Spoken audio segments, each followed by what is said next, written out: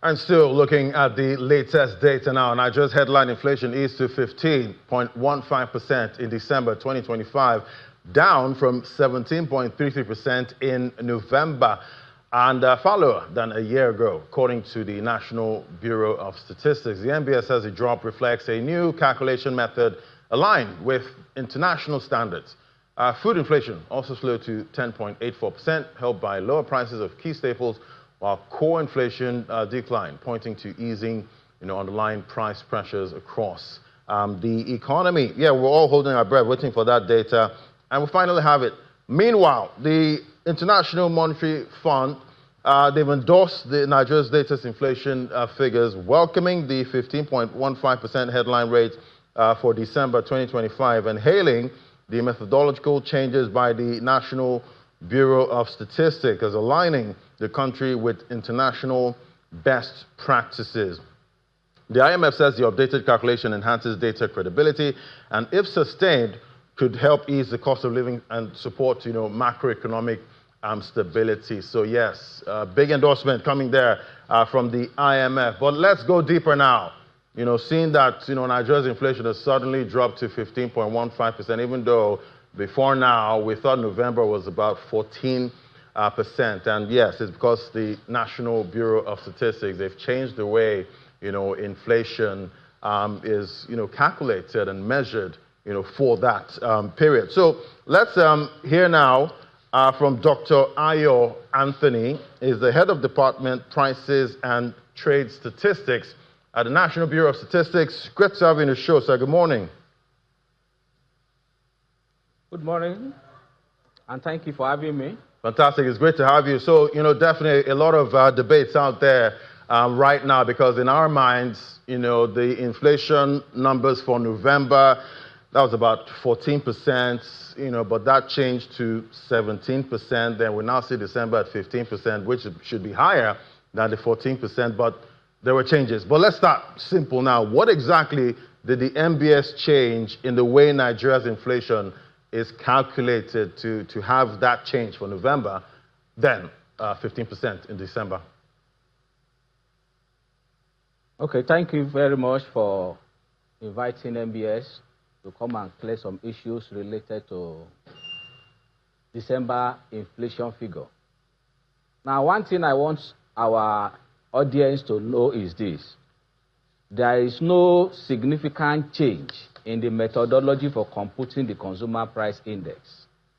We are still using last pay method, we are still using Jevon, and we are still using short-term relative to calculate our consumer price index. The only thing is this: if you can remember that we rebase our CPI, we started the new series in January 2025, the present time, and for us to compute year-on-year inflation, you must have two-time period CPI. CPI for the current year and CPI for the preceding year. The preceding year I'm referring to is 2024. And mind you, 2024 CPI, they are all computed based on the old base year, which was 2009.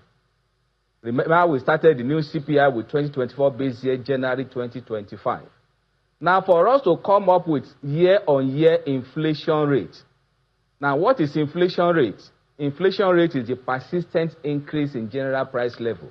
And how is this indicator gotten? It's gotten from two-time period consumer price index. For example, year-on-year inflation now is December 2025 CPI compared to December 2024 CPI.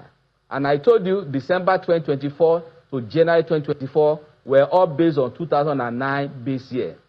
Now, as a statistical office, for us to get year-on-year inflation, we need to re-estimate the old 2024, bringing them into the future of the new base year.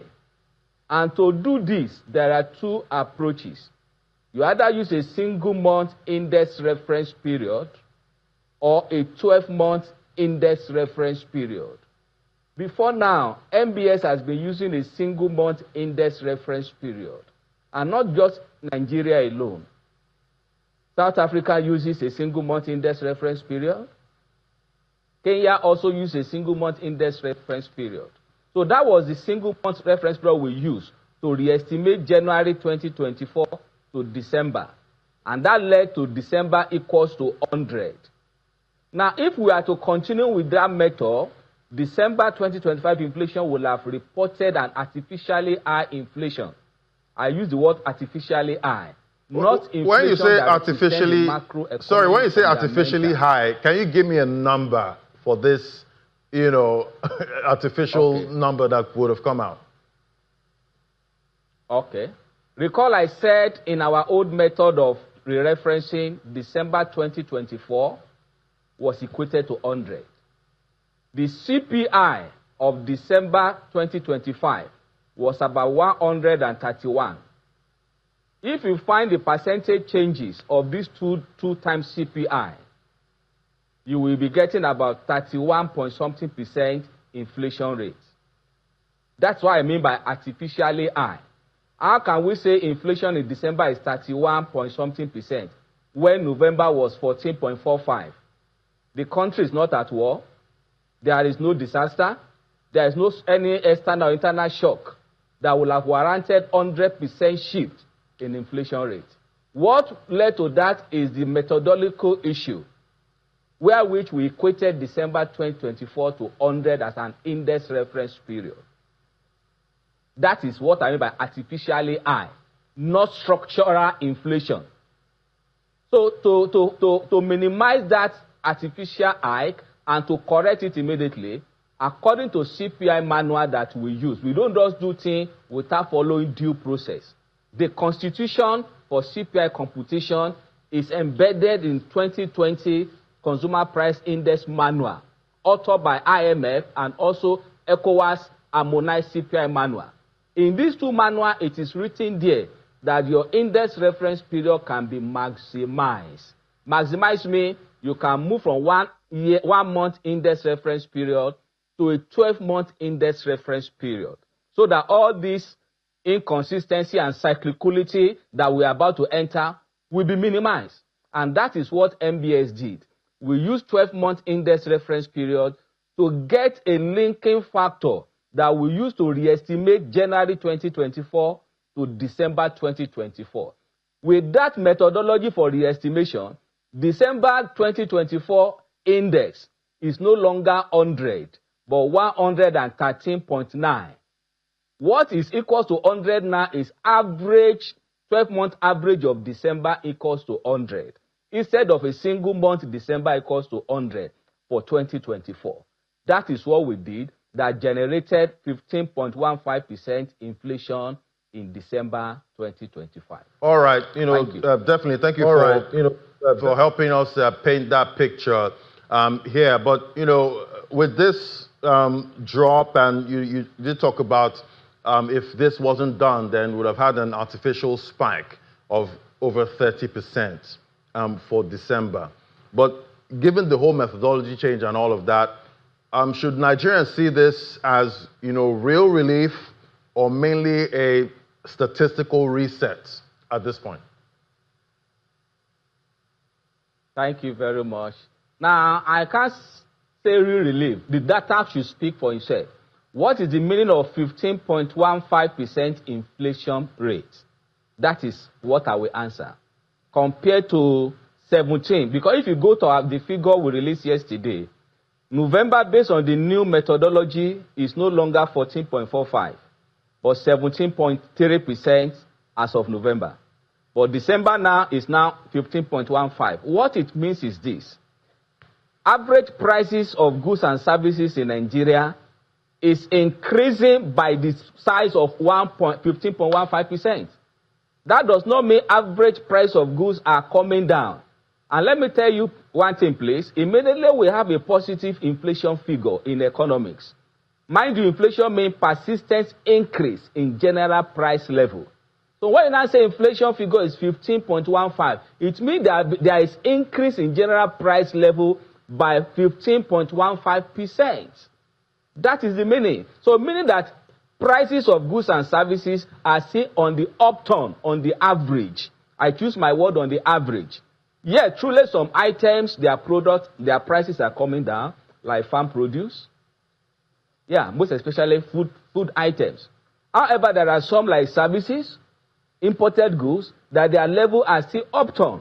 And what is CPI? CPI measure changes in prices. Some prices will reduce, that is negative change. Some will go up, that is positive change. Some will remain the same, that is zero change. When all these changes are aggregated, that gives what we call consumer price index. So, and from that consumer price index, 15.15% mean prices of goods and services on the average are still going up. Especially look at December. Most of the price of goods in December compared to November were upturn, some on the average. Look at air, transport. However, the major thing is that the rate at which they increase in December, I'm interpreting our figure now, compared to November, the rate of increase in prices in December was less than November. That is the economic meaning of that figure, 70% in November, 15.15% in December.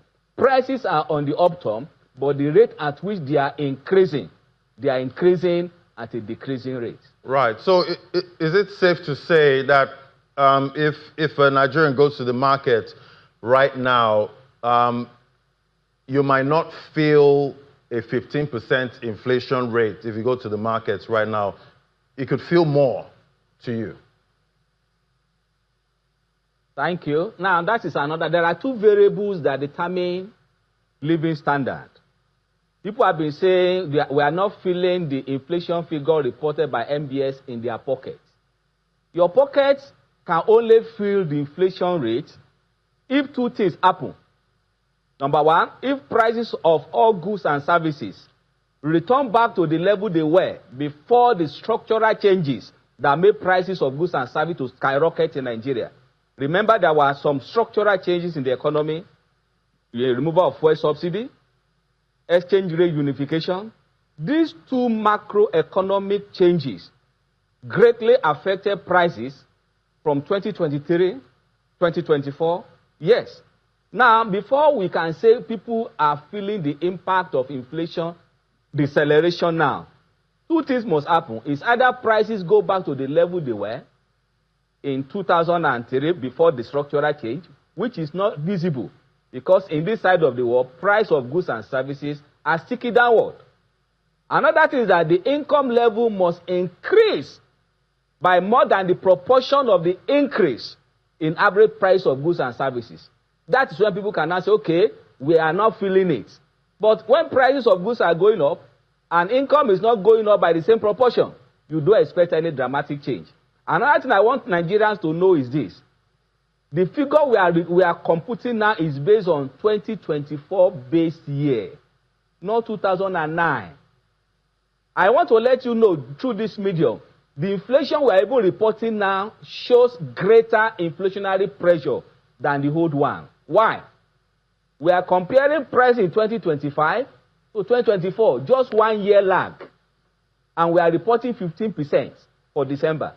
In the old method that we are reporting 30%, that stopped in 2024, we were comparing price in 2024 to 2009, almost 15 years interval. And we are reporting 30%, 15 years interval, 30% inflation.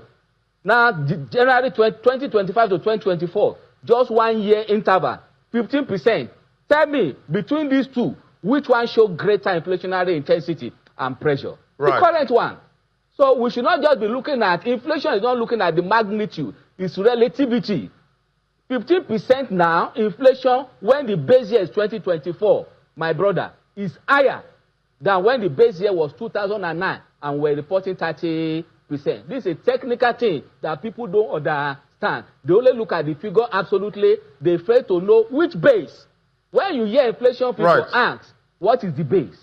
Okay, so, Dr. Ayo, at this point you did mention, the base year changing from 2009 to 2024, and it took 15 years. Normally, the normal practice is to rebase at least every 5 years. I guess we won't have all of this confusion if we follow that, methodology of rebasing every 5 years. Why did it have to take 15 years? And, going forward, are we going to be looking at a 5-year rebasing term instead of waiting another 15 years before we rebase again? Thank you for that question. Yeah. Based on the CPI manual, consumer price index rebasing ought to be done at a constant interval, maximum of five years. Why?